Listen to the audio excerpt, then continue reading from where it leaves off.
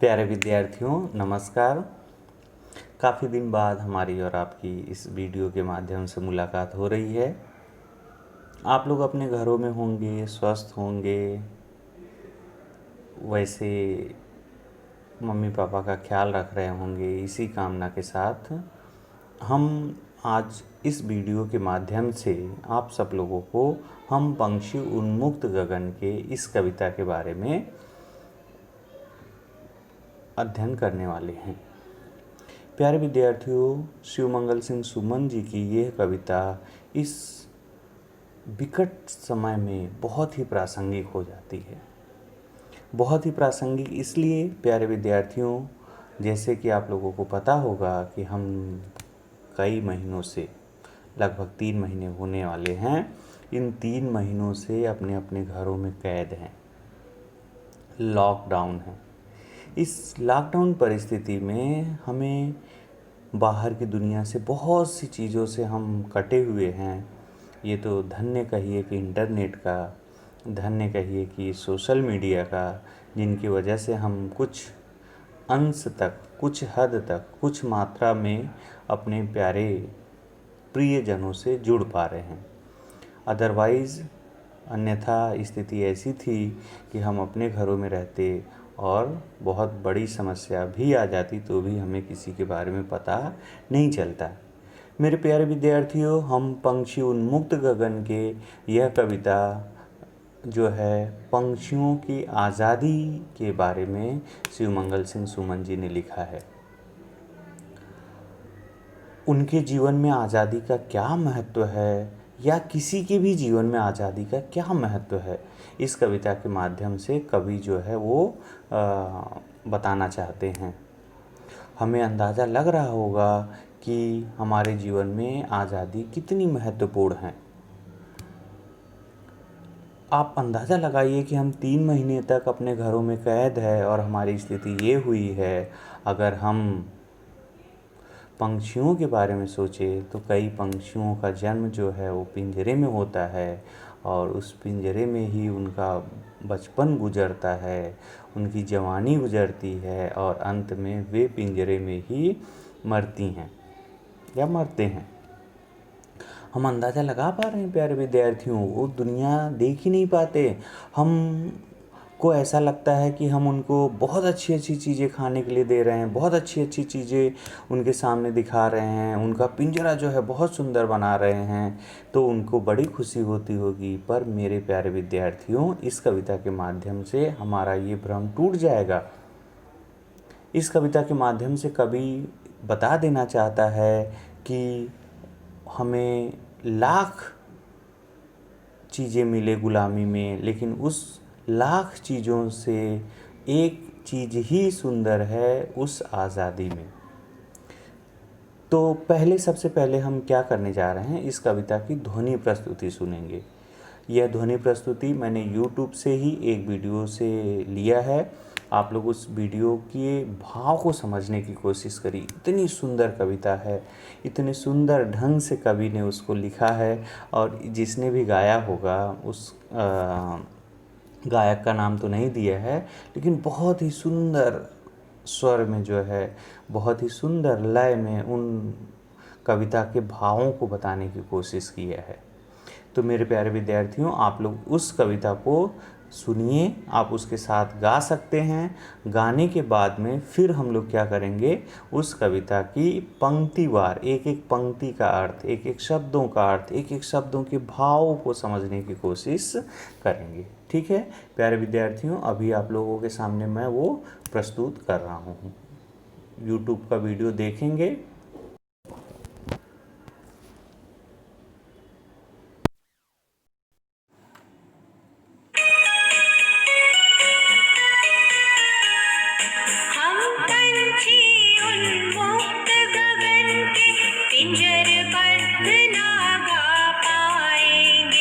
कनक तीलियों से टकरा कर पुलकित पंख टूट जाएंगे।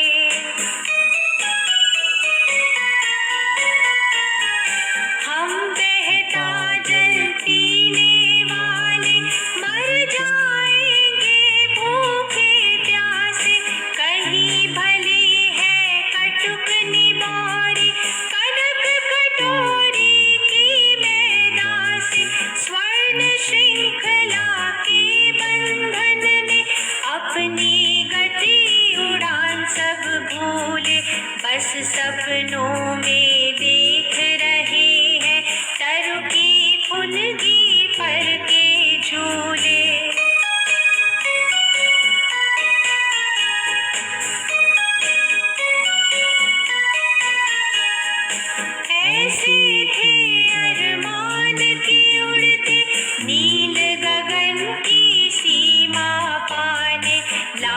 किरण सी चोंच खोल, चुगते तारक अनार के दाने।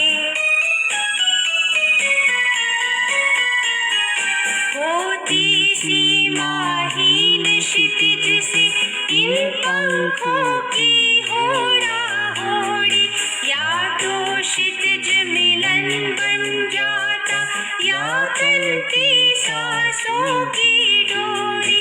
नीर न दो चाहे टहनी का, आश्रय छिन्न भिन्न कर डालो, लेकिन पंख दिए हैं तो आकुल उड़ान में विघ्न न डालो। प्यारे विद्यार्थी, आप लोगों ने अभी वीडियो देखा और उसकी कविता की ध्वनि प्रस्तुति सुनी। कितनी सुंदर कविता, कितने सुंदर लय सुर में ये कविता को गाया गया है। एक बार मैं फिर से कविता को पढ़ने की कोशिश कर रहा हूँ। जिन बच्चों को शब्दों को पढ़ने में दिक्कत आ रही होगी वो साथ साथ पढ़ सकते हैं। हम पंछी उन्मुक्त गगन के पिंजरबद्ध न गा पाएंगे, कनक तीलियों से टकराकर पुलकित पंख टूट जाएंगे। हम बहता जल पीने वाले मर जाएंगे भूखे प्यासे, कहीं भली है कटुक निबोरी कनक कटोरी की मैदा से। श्रवण श्रृंखला के बंधन में अपनी गति उड़ान सब भूलें, बस सपनों में देख रहे हैं तरु की फुनगी पर के झूले। ऐसे थे अरमान की उड़ते नील गगन की सीमा पाने, लाल किरण सी चोंच खोल चुगते तारक अनार के दाने। होती सीमाहीन क्षितिज से इन पंखों की होड़ा होड़ी, या तो क्षितिज मिलन बन जाता या तंती सांसों की डोरी। नीड़ न दो चाहे टहनी का, आश्रय छिन्न भिन्न कर डालो, लेकिन पंख दिए हैं तो आकुल उड़ान में विघ्न न डालो। कितनी सुंदर कविता। अब प्यारे विद्यार्थियों, इस कविता के कवि शिवमंगल सिंह सुमन जी हैं। शिवमंगल सिंह सुमन जी के बारे में हम लोग थोड़ी सी जानकारी देख लेते हैं। क्या है, कवि शिवमंगल सिंह सुमन जी का जन्म जो है वो 5 अगस्त सन 1915 को उन्नाव जिले के झगरपुर ग्राम मतलब आप समझ रहे हो, गांव में इनका जन्म हुआ। सुमन जी हिंदी गीत के सशक्त हस्ताक्षर हैं। सशक्त हस्ताक्षर का मतलब क्या होता है प्यारे विद्यार्थियों? हिंदी गीत यानी जो वे कविताएं जो गाई जा सकती हैं, बहुत अच्छे से गाई जा सकती हैं, उसके सशक्त हस्ताक्षर हैं। का मतलब इनके द्वारा लिखी गई कविताओं को बहुत ही सुंदर ढंग से क्या किया जा सकता है, गाया जा सकता है। बनारस हिंदू विश्वविद्यालय से स्नातकोत्तर और डॉक्टरेट की उपाधि प्राप्त करने वाले सुमन जी ने अनेक अध्ययन संस्थाओं, विश्वविद्यालयों तथा हिंदी संस्थान के उच्चतम पदों पर कार्य किया। हिंदी संस्थान का मतलब क्या होता है? हिंदी भाषा की विकास के लिए, हिंदी भाषा का कैसे समृद्ध हो, लोगों तक कैसे पहुँचे, इन सब चीज़ों को क्या किया जाता है, इन सब चीज़ों को कार्यान्वित करने के लिए अनेक संस्थाएं हैं, उनमें काम किया। विश्वविद्यालयों में ये प्रोफेसर वगैरह रहे, जैसी अनेक चीज़ें इन्होंने अपने जीवन में हिंदी भाषा की सेवा के लिए किए। सन 1974 में आपकी कृति मिट्टी की बारात आप समझ रहे हो, लॉकडाउन में बंद है, किसी की बारात वगैरह नहीं जा रही है, लेकिन ये जब थे तो उस समय मिट्टी की बारात पर आपको साहित्य अकादमी पुरस्कार मिला। प्यारे विद्यार्थियों, थोड़ा सा मैं आप लोगों को साहित्य अकादमी के बारे में बता दूं। साहित्य अकादमी देश की एक उत्कृष्ट संस्था, कहने का तात्पर्य कि हिंदी के विकास में योगदान देने वाली एक बहुत ही। प्यारे विद्यार्थियों, मैं साहित्य अकादमी के बारे में बता रहा था। साहित्य अकादमी संस्था जो है हिंदी के विकास में अपना महत्वपूर्ण योगदान देती है। हिंदी का विकास कैसे संभव हो, ये प्रतिवर्ष इसलिए हिंदी के क्षेत्र में काम करने वाले साहित्यकारों को सम्मान देती है। फिर सन 1974 में आपकी कृति मिट्टी की बारात पर आपको साहित्य अकादमी पुरस्कार मिला। इसी वर्ष में आपको भारत सरकार का पद्मश्री अलंकरण भी प्राप्त हुआ। इसके अतिरिक्त भी अनेक पुरस्कारों व सम्मानों से सम्मानित सुमन जी ने अनेक देशों में हिंदी कविता का परचम लहराया। अनेक देशों में हिंदी कविता का परचम लहराया से तात्पर्य क्या है? सुमन जी ने विश्व के अनेक देशों में जा जाकर हिंदी कविता को गाया। इनकी प्रमुख कृतियों के बारे में हम लोग देख लेते हैं। हिल्लोल, जीवन के गान, युग का मोल, प्रलय, सृजन, विश्व बदलता ही गया, विंध्य हिमालय, मिट्टी की बारात, वाणी की व्यथा, कटे अंगूठे की वंदनवारे आपके काव्य संग्रह हैं। इतनी सारी कविताएं इन्होंने लिखी। कविता संग्रह है मतलब इनमें ये जो हम लोग कविता पढ़ रहे हैं ये तो बहुत छोटी सी कविता है, ऐसी कविता की मोटी मोटी किताबें हैं। इसके अतिरिक्त महादेवी की काव्य साधना नाम से आपने आलोचना साहित्य भी लिखा है। उद्यम और विकास शीर्षक से आपका गीति काव्य भी प्रकाशित हुआ है और प्रकृति पुरुष कालिदास नामक नाटक भी आपने लिखा है। ये हम लोग पढ़ रहे हैं कवि शिवमंगल सिंह सुमन जी की कृति के बारे में।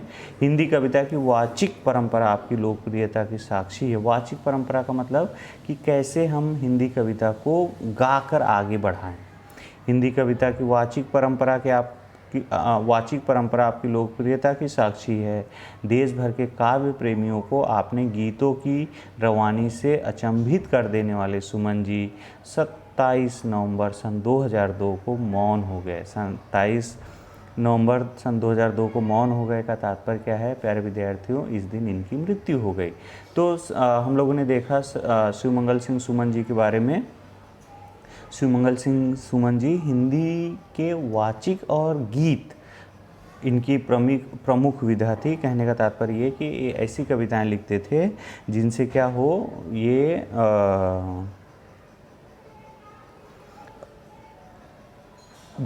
हो, जिनसे लोग उस कविताओं को गाकर समझ सकें। हम पंक्षी उन्मुक्त गगन की कविता का अगर सारांश की बात की जाए तो प्यारे विद्यार्थियों, हम पंक्षी उन्मुक्त गगन के सारांश में कवि शिवमंगल सिंह ने किस, संक्षेप में अगर एक लाइन में आपसे पूछा जाए कि हम पंक्षी उन्मुक्त गगन में किसके बारे में बात की गई है तो आप लोग बताओगे हम पंक्षी उन्मुक्त गगन में कवि ने पंक्षियों के माध्यम से आज़ादी की बात की है। किस चीज़ की आज़ादी? पंक्षियों की आज़ादी। क्या सिर्फ पंक्षियों की आज़ादी ज़रूरी है? मनुष्य की आज़ादी, किसी भी जीव जंतु की आज़ादी के बारे में उन्होंने महत्व को वर्णन किया कि आज़ादी कितनी महत्वपूर्ण है। कविता में पंक्षी के माध्यम से कवि कहते हैं कि हम खुले आसमान में घूमने वाले प्राणी हैं। हमें एक जगह पर बंद करके, पिंजरे में बंद करके मत रखो। हम अपने पिंजरे में बंद करके अगर रखोगे तो हम सुरीले गीत नहीं गा पाएंगे। ये सबसे बड़ी समस्या है। तो ये सारी चीज़ें जो हैं इस कविता के माध्यम से उन्होंने बताया है। वे कहते हैं कि अगर हमें पिंजरे में आप बंद करके रखोगे और हमें बहुत सारी अच्छी अच्छी चीज़ें खाने के दोगे तो भी हमें पिंजरे में बंद उन खानों के बजाय खुले आसमान में उड़ना और खुले आसमान में निबोरी मतलब समझ रहे हो, नीम का बीज होता है, उसकी यहाँ कवि ने कल्पना किया है। कवि बताना चाह रहे हैं कि निबोरी से मतलब है कि उस कड़वे फल को खाना पसंद करेंगे हम। मतलब पिंजरे में बंद रहना पसंद नहीं करेंगे, पिंजरे में बाहर रहकर हम क्या कर सकते हैं, उसको कड़वी नीम खाना पसंद करेंगे। कहने का मतलब हमें आज़ाद कर दो। कविता के माध्यम से फिर कवि कह रहे हैं कि अंत में पंक्षी बहुत भावुक वर्णन कर रहे हैं कि हे मानव। पंक्षियों को कैद करके कौन रखता है? पंक्षियों को कैद कर रखने वाले हम हैं मतलब मानव हैं। वो कहते हैं कि हमें हमारे उड़ान से मत रोको प्यारे लोगों, प्यारे मानवों, प्यारी जनता, हमें आज़ाद कर दो, हम उड़ना चाहते हैं। अगर ध्यान से देखते हैं हम पंक्षी उन्मुक्त गगन के, हम लोग क्या करते हैं, एक एक कविता का पद्यांश पढ़ते हैं, उस पद्यांश को फिर उसके भावार्थ को समझने की कोशिश करेंगे। हम पंक्षी उन्मुक्त गगन के पिंजरबद्ध न गा पाएंगे, कनक तीलियों से टकराकर पुलकित पंख टूट जाएंगे। हम बहता जल पीने वाले मर जाएंगे भूखे प्यासे, कहीं भली है कटुक निबोरी कनक कटोरी की मैदा से। प्यारे विद्यार्थियों, सबसे पहले हम लोग यहाँ पर कुछ शब्द हैं जिन शब्दों को देख सकते हैं। सबसे पहला शब्द जैसे है उन्मुक्त। उन्मुक्त गगन, गगन का मतलब आसमान, आप समझ ही रहे हो। उन्मुक्त का मतलब होता है खुला, आज़ाद। उन्मुक्त क्या होगा? उन्मुक्त का मतलब आज़ाद, आज़ाद। हम उन्मुक्त गगन के पहली लाइन में पंछी जो हैं वो स्पष्ट रूप से अपनी बात बता दे रहे हैं कि हम पंछी उन्मुक्त गगन के पिंजरबंद ना गा पाएंगे। पिंजरबद्ध, पिंजरबद्ध मतलब पिंजरे में बंद। पिंजरे में बंद अगर कर दोगे, पक्षियों की आवाज़ आप लोग ने सुना होगा, सुबह उठते होगे तो आपके बालकनी में, आपके घरों में अगल बगल ढेर सारी आपको आवाज़ सुनाई पड़ती होगी। कुछ ची ची करती होंगी, कुछ अलग अलग तरह के पंक्षियों की आवाज़ आती होंगी। कबूतर जैसे गुटुरगू करता होगा।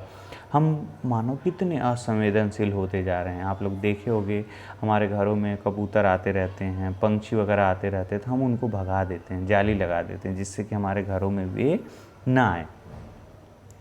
आप अंदाज़ा लगा पा रहे हो, एक्चुअली हम उनके घरों में आकर बस गए हैं। जहाँ जंगल था उस जंगलों को काट कर हमने क्या किया, अपने घर बना लिए हैं, अपनी बिल्डिंग बना लिए हैं, अपनी इमारत बना लिए हैं, और हम उम्मीद करते हैं कि वो हमारे घरों में ना आए। जबकि हमने क्या किया, अपनी सो कॉल्ड अपनी शक्ति का उपयोग करके, इस शक्ति को ना कोरोना ने सही किया है सबको। उसने बता दिया कि इस छोटा सा वायरस जो है वो कितना ताकतवर है। पूरी दुनिया के लोग, पूरी दुनिया के वैज्ञानिक जो है वो कोशिश कर रहे हैं, लेकिन बड़ी मुश्किल हो रही है उसका क्या बनाने के लिए, वैक्सीन बनाने के लिए। प्यारे विद्यार्थियों, पिंजर बंद न गा पाएंगे। पंछी कह रहे हैं कि अगर हमें पिंजरे में बंद करोगे तो हम नहीं गा पाएंगे। आप लोगों को भी मैंने खूब देखा है, जब स्कूल हमारा चालू रहता है तो आप लोगों को कितना मज़ा आता है। गेम्स का पीरियड का आप इंतज़ार करते रहते हो कि गेम्स आए और हम आज़ाद हो के यूँ दौड़ते हुए आप गार्डन में जाते हो, आप खेल के मैदान में जाते हो कि आपकी उस कल्पना नहीं की जा सकती है। तो वैसे ही पक्षी कह रहे हैं कि आप हमें अगर बंद करोगे, पिंजर बंद करोगे, पिंजरे में बंद करोगे तो हम नहीं गा पाएंगे। कनक तीलियों से टकराकर पुलकित पंख टूट जाएंगे। कनक का मतलब होता है सोना। आपने पिंजरे को जो है सोने की तीली लगाई है। तीली मतलब समझ रहे, जो उसका पिंजरा है सोने का लगाया है, और सोने का लगाने पर हमें उसमें बंद कर दिया। आपको लगता है कि हम सोने का पिंजरा लगा देंगे तो पक्षी जो है काफ़ी खुश होंगे। पक्षी काफ़ी खुश नहीं होंगे मेरे प्यारे विद्यार्थियों। मेरा कहने का मतलब है, कवि बताना चाह रहा है कि पक्षी जो है वो कहाँ खुश होंगे। वो कह रहे हैं कि आपके सोने के तीलियों से हमारे पंख जो हैं वो टूट जाएंगे। फिर पंछी कह रहे हैं कि हमें आप कटोरी में लाकर खाना दे देते हो, आप हमें कटोरी में लाकर पानी दे देते हो। हम बहता जल पीने वाले मर जाएंगे भूखे प्यासे। कवि कह रहा है कि हम बहता जल पीने वाले हैं। नदी का पानी बहता हुआ रहता है, तालाब में पानी लहराता हुआ रहता है, उस पानी को पीने वाले हैं। आपके कटोरी के पानी को पीकर हम मर जाएंगे। कहीं भली है कटुक निबोरी कनक कटोरी की मैदा से। आपने क्या किया है, कनक तीली, कनक तीली मतलब पिंजरे को जो है सोने का बना दिया। उस सोने के पिंजरे में हमें सोने की कटोरी में खाना दे रहे हो।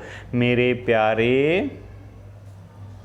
प्यारे मानव, पक्षी कह रहे हैं, हे मानव, कनक कटोरी की मैदा से हमें बहुत अच्छा लगेगा अगर हमें आप क्या करोगे, हमें खुले आसमान में छोड़ दोगे, और हम क्या करेंगे, हम कड़वी नीम खाना पसंद करेंगे, ना कि आपके पिंजरे में बंद होकर क्या खाना पसंद करेंगे, मैदा खाना पसंद करेंगे। मैदा आप लोग समझ रहे हो, यहाँ गेहूं की बात नहीं कर रहा है, वो मैदे की बात कर रहा है। ऐसा माना जाता है कि मैदा जो है वो ज़्यादा महीन होता है गेहूं के आटे से। तो कवि कहना चाह रहा है, आप लोगों के लिए भावार्थ भी यहाँ पर है, आप लोग इसको लिख सकते हो। कवि शिवमंगल सिंह जी ने हम पंक्षी उन्मुक्त गगन के कविता की इन पंक्तियों में पंक्षियों की स्वतंत्र होने की चाह को दर्शाया है। इन पंक्तियों में पंछी मनुष्यों से कहते हैं कि हम खुले आकाश में उड़ने वाले प्राणी हैं, हम पिंजरे में बंद होकर खुशी के गीत नहीं गाया पाएंगे, गलत लिखा गया है, गा पाएंगे। आप भले ही हमें सोने से बने पिंजरे में रखो, मगर उसकी सलाखों से टकराकर हमारे कोमल पंख टूट जाएंगे। आगे पंछी कह रहे हैं कि हम तो बहते झरनों नदियों का जल पीते हैं, पिंजरे में रहकर हमें कुछ भी खाना पीना अच्छा नहीं लगेगा, चाहे आप हमें सोने की कटोरी में स्वादिष्ट पकवान लाकर दो, हमें तब भी अपने घोंसले वाले नीम की निबौरी ज़्यादा पसंद आएगी। पिंजरे में हम कुछ भी नहीं खाएंगे और भूखे प्यासे मर जाएंगे। अब दूसरे पद्यांश को हम लोग पढ़ते हैं। स्वर्ण श्रृंखला के बंधन में अपनी गति उड़ान सब भूलें, बस सपनों में देख रहे हैं तरु की फुनगी पर के झूले। ऐसे थे अरमान की उड़ते नील गगन की सीमा पाने, लाल किरण सी चोंच खोल चुगते तारक अनार के दाने। बाप रे, इतनी सुंदर लाइनें कवि शिवमंगल सिंह सुमन जी ने लिख दिया है। स्वर्ण श्रृंखला के बंधन में, स्वर्ण आपने क्या किया है, तीलियों का पिंजरा बना दिया है, सोने की तीलियों का पिंजरा बना दिया है। उस पिंजरे में बंद होकर हम अपनी गति और अपना उड़ान सब कुछ भूल गए हैं। अब हमें सिर्फ सपनों में सोच पा रहे हैं कि हम आसमान में उड़ेंगे, हम सिर्फ सपनों में सोच पा रहे हैं कि हम किसी पेड़ पर बैठेंगे, हम सिर्फ सपनों में सोच पा रहे हैं कि हम किसी पेड़ की फुनगी पर बैठेंगे। फुनगी मतलब समझ रहे, तरु मतलब पेड़, फुनगी का मतलब वो जो सबसे अंतिम वाला पेड़ का हिस्सा होता है वो काफ़ी नरम होता है। तन की फुनगी पर के झूले, उसके ऊपर आप कभी देखो पंछी बैठते तो पेड़ नीचे हो जाएगा, फिर ऊपर हो जाएगा, पेड़ नीचे हो जाएगा, फिर ऊपर हो जाएगा। तो वही कह रहा है, तरु की फुनगी के झूले हम भूल गए हैं मेरे प्यारे मानव, अब हमें आज़ाद कर दो। आज़ाद क्यों कर दो? आज़ाद इसलिए कर दो कि हम अपनी गति भूलें, हम अपनी उड़ान भूलें। अब हमें सिर्फ सपनों में दिखाई पड़ रहा है कि हम तरु की फुनगी पर हम झूलते थे। ऐसे थे अरमान की उड़ते नील गगन की सीमा पाने, लाल किरण सी चोंच खोल चुगते तारक अनार के दाने। ऐसे थे अरमान, हमारी ऐसी इच्छा थी कि हम आसमान में उड़ें। आसमान में कितना ऊपर उड़ें, उड़ते जाएं, कितना ऊपर उड़ें और ऊपर उड़ें और ऊपर कितना उड़ें, उड़ते उड़ते उड़ते उड़ते ऊपर उड़ते जाएं। और क्या हो, नील गगन की सीमा पाने, नीले गगन की जो है हम सीमा पा जाएं। सीमा पा जाए मतलब अंतिम छोर जहाँ पर आसमान का ख़त्म हो रहा है वहाँ पर पा जाएं। लाल किरण सी चोंच खोल चुगते तारक अनार के दाने। कह रहा है कि हम आसमान में उड़कर हम अपनी अनेक इच्छाएं पूरी करते। उन्हीं इच्छाओं में एक कह रहा है कि तारक अनार के दाने चुगते। अब मैं पंक्तियों को जो लिखा गया है उसको पढ़ दे रहा हूँ। कवि शिवमंगल सिंह जी ने हम पंक्षी उन्मुक्त गगन के कविता की इन पंक्तियों में पिंजरे में बंद पंक्षियों का दुख दर्द दिखाया है। पिंजरे में बंद रहते रहते बेचारे पंछी अपने उड़ने की सब कलाएं, तेज उड़ना भूल चुके हैं। कभी वो बादलों में उड़ा करते थे, पेड़ों की ऊंची टहनियों पर बैठते थे, अब तो उन्हें बस सपने में ही पेड़ की सबसे ऊंची डाल पर बैठना नसीब होता है। सबसे ऊंची और सबसे मुलायम डाल, जिसकी वजह से क्या होता है, वो हिलती है। पंछियों के मन में इच्छा थी कि वे उड़कर आसमान की सभी सीमाओं को पार कर जाएं और अपनी लाल चोंच के सितारों को दाने की तरह चूनें, मगर इन गुलामी भरी जिंदगी ने उनके सभी सपनों को चूर चूर कर दिया है। अब तो पिंजरे में कैद होकर रह गए हैं और बिल्कुल भी वे खुश नहीं हैं। आगे की पंक्तियों को हम लोग देखते हैं। होती सीमाहीन क्षितिज से इन पंखों की होड़ा होड़ी, या तो क्षितिज मिलन बन जाता या तंती सांसों की डोरी। नीड न दो चाहे टहनी का, आश्रय छिन्न भिन्न कर डालो, लेकिन पंख दिए हैं तो आकुल उड़ान में बिंध न डालो। मेरे प्यारे विद्यार्थियों, अगर आप ध्यान से देखोगे तो ये अंतिम पद्यांश है। चूँकि लंबी कविता है, आपकी किताब में ये अंतिम पद्यांश दिया गया है और अंतिम पद्यांश में वो कहना क्या चाह रहे हैं। कवि शिवमंगल सिंह जी ने हम पंक्षी उन्मुक्त गगन के कविता की आखिरी पंक्तियों में पंक्षियों की स्वतंत्र होकर उड़ने की इच्छा का बड़ा ही मार्मिक वर्णन किया है। इन पंक्तियों में पक्षी कहते हैं कि हम आज़ाद होते तो उड़कर इस आसमान की सीमा को ढूंढने निकल जाते। अपनी इन कोशिश में हम या तो आसमान को पार कर लेते या फिर अपनी जान गंवा देते। पंक्षियों की इन बातों में हमें पता चलता है कि उन्हें अपनी आज़ादी कितनी प्यारी है। हम पंक्षी उन्मुक्त गगन के कविता की आखिरी पंक्तियों में मनुष्यों से उन्हें स्वतंत्र कर देने की विनती की है। वे मनुष्यों से कहते हैं कि आप हमसे हमारा घोंसला छीन लो, हमें आश्रय देने वाली टहनियों को छीन लो, हमारे घर नष्ट कर दो। लेकिन जब भगवान ने हमें पंख दिए हैं तो हमसे उड़ने का अधिकार ना छीनो। कृपया हमें अंतहीन आकाश में उड़ने के लिए स्वतंत्र छोड़ दो। मेरे प्यारे विद्यार्थियों, अगर आप ध्यान से देखोगे, होती सीमाहीन क्षितिज से इन पंखों की होड़ा होड़ी। होती सीमाहीन क्षितिज से का मतलब समझ रहे हो? सीमाहीन, सीमाहीन मतलब जिसका आसमान का कोई अंत नहीं है, सीमा ही नहीं है। सीमाहीन का मतलब सीमा ही नहीं है।